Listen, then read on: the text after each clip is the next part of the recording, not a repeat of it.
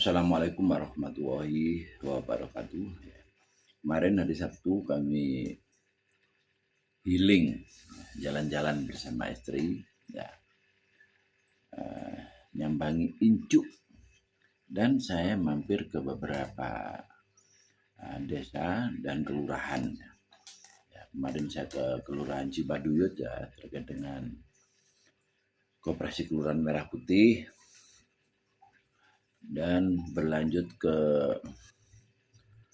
Banyu Biru, ya, terus ke Majalega, ya. Informasi yang saya dapat, ya, dari Banyu Biru sudah mulai ada kegiatan untuk Koperasi Merah Putihnya, yaitu katanya dengan sembako, ya. Berlanjut ke Desa Anti Korupsi, ya, ke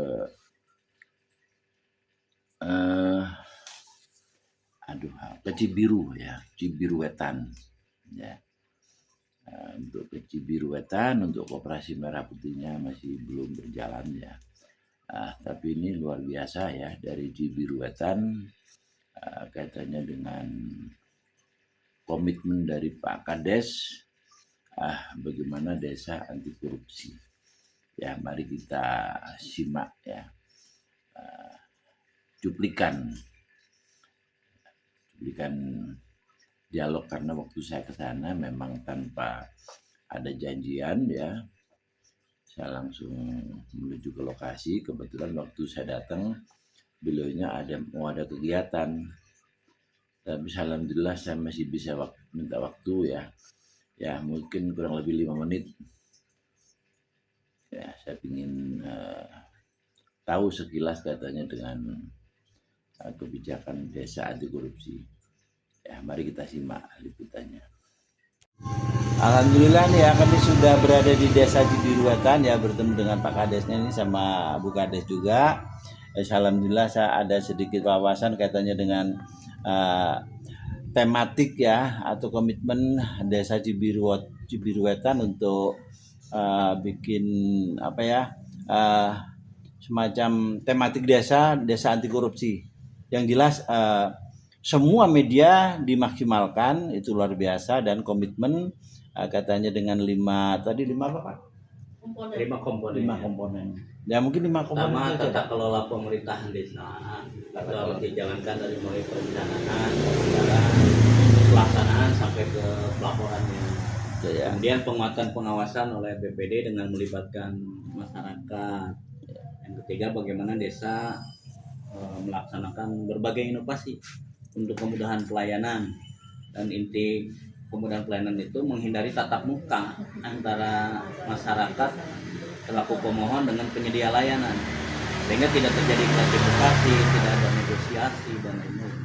Yang keempat, bagaimana masyarakat juga mau berpartisipasi, mengawasi, cegah, lawan, laporkan.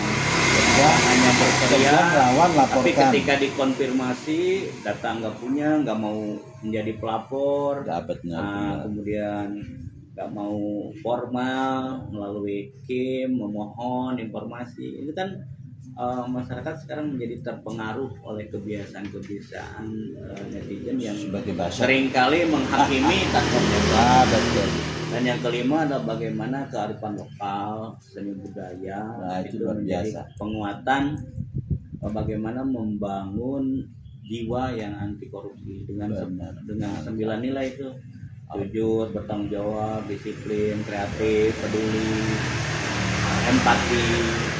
Itu jangan bicara soal nyolong uang aja. Kalau korupsi ada nilai-nilai yang harus jadi jiwanya orangnya. Kalau itu sudah jadi jiwa, dia akan menjalankan. Luar biasa. Saya kira itu, Pak. Pembentukan karakter, Pak, ya, merubah mindset masyarakat dan lebih. Karena kan tanpa sadar kadang-kadang yang masyarakat nunjuk orang korupsi, tapi tindakan korup dilakukan banyak. Sederhana saja, disiplin waktu kerja, disiplin apa, ya, di lingkungan, ketika kelompok organisasi ngelola iuran, KM, RW, lakukan transparansi enggak, lakukan akuntabilitas enggak, banyak yang mesti melakukan. Maka itu kesadaran harus dibangun. Bapak dulu sebelum jadi Pak Kades ini cuma backgroundnya apa Cuma sih? tukang ojek, Pak. Wah, yang aja. Tukang Tapi ojek luar saja. biasa Bapak ya. Saya kira Bapak ini bisa, semoga aja Bapak bisa menginspirasi Pak ya. Ya. Soalnya menurut saya dengan adanya Kementerian Purbaya itu kayaknya ini ada pergerakan revolusioner Pak ya. Makanya pergerakan revolusioner ini yang menurut saya dengan adanya efisiensi segala macam tadi ya, saya karena saya mantan ASN Pak ya, saya tahu persis ya bagaimana yang selama ini terjadi. Jadi yang harus kita pahami sekarang ini perubahan aja. Saya sepakat dengan pergerakan revolusioner. Ya. Tapi tolong hormati juga regulasi. Ya. Ada undang-undang desa yang menjadi giroh berdesa. Di sana ada pengakuan negara atas kewenangan desa ngatur ngurus masyarakatnya, dan ada kewajiban negara untuk memberikan daya dengan memperkuat fiskal desa. Ya, kalau sekarang ada kepentingan nasional, it's okay, tapi tidak dengan mengabaikan berbagai kepentingan desa ya. Banyak bangun narasi bahwa desa korup, saya akui ya. Tapi kalau bicara persentase desa korup itu hanya 0,02 dari 76.000 atau 77.000 lebih, itu persentasenya. Tapi kita sepakat berapapun orang korupsi harus bisa. Tapi kalau bicara persentase, jumlah bupati se-Indonesia dan jumlah bupati yang ditangkap terbukti korup berapa persen? Jumlah menteri berapa persen? Tapi kalau bicaranya menyoroti desa, semua orang kayaknya menghakimi desa. Nilai kegiatan di desa itu nggak besar-besar, dan potensi kesalahan itu kebanyakan dari administratif, dan itu mencerminkan masih lemahnya pembinaan desa. Kita sepakat apapun itu alasannya, kalau korupsi harus diberantas, dan kita desa terpanggil untuk membuktikan. Stigma atas desa itu, pandangan atas desa korupsi itu tidak semua benar. Ada desa yang sudah jadi banyak desa yang sudah memberikan. Saya kira itu juga perlu diangkat atau nomor. Terima kasih. Ya. Dengan Pak siapa? Adian.